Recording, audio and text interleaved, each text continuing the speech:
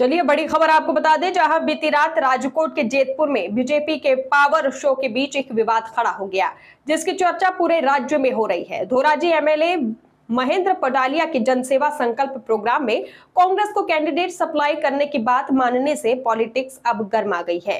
बता दें कि एमएलए के इस बयान पर कांग्रेस नेता ललित वसोया ने भी एसिड अटैक किया है। जेतपुर में लेहुआ पटेल समाज में बीजेपी के प्रदेश अध्यक्ष जगदीश विश्वकर्मा की अध्यक्षता में एक कॉन्फ्रेंस हुई थी। इसमें जिला तालुका पंचायत के कैंडिडेट से बातचीत होनी थी। वहीं प्रदेश अध्यक्ष विश्वकर्मा के पहुंचने से पहले ही प्रोग्राम में उस समय हंगामा मच गया, जब एमएलए महेंद्र पडालिया स्टेज से बोलने के लिए खड़े हो गए।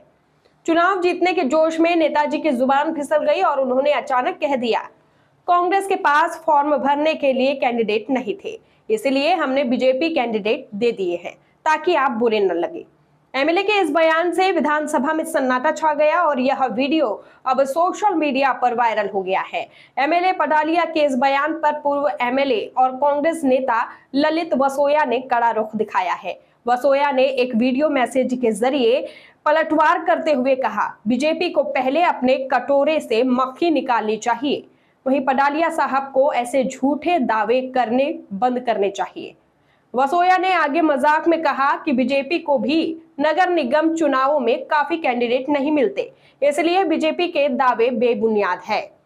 लोकल बॉडी चुनाव से पहले बीजेपी और कांग्रेस के बीच इस जुबानी जंग ने राजनीतिक माहौल को और गर्मा दिया है। अब देखना यह है कि एमएलए के इस भांगड़े का आने वाले चुनाव के नतीजे पर कितना असर पड़ेगा। जेतपुर राजकोट गुजरात से हरेश भालिया की यह खास रिपोर्ट देखिए। समाचार आवे छे के गुजरातनी अंदर घणी तालुका पंचायत, घणी जिला पंचायत ની બેઠકો એવી છે, કેટલીક કોર્પોરેશનની બેઠક એવું છે, નગરપાલિકાની બેઠકો પણ એવી છે કે જ્યાં કોંગ્રેસના ફોર્મ ભરવા માટે કોઈ ઉમેદવાર જ નહોતા।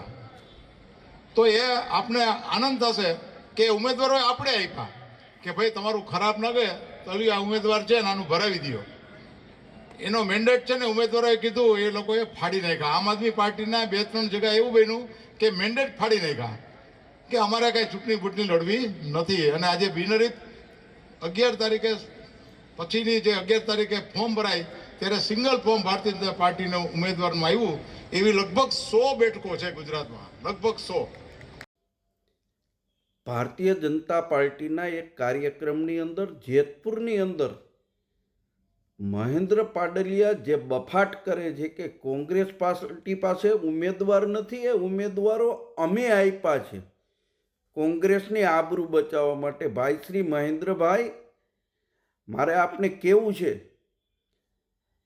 કે તમારી પાસે ગત નગરપાલિકામાં પણ પૂરતા ઉમેદવારો નહોતા કે આ વખતે પણ ઘણી જગ્યાએ સામાન્ય માણસને, જેને કાયદેસર રાજકીય રીતે માણસ ન હોય, ઉમેદવારો નથી મળતા, ત્યાં તમે ઉમેદવારો ઊભા રાખી દીધા છે।